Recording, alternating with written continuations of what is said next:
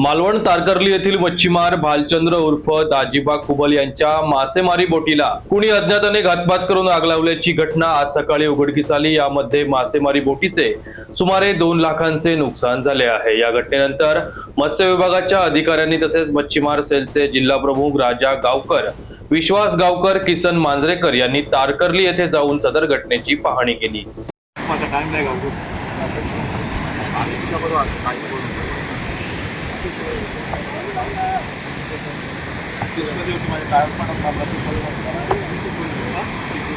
येऊन गेले साहेब, ते साहेब येऊन गेले,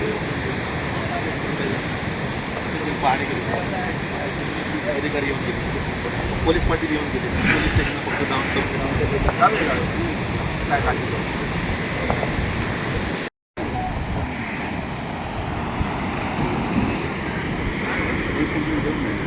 फक्त कळवलं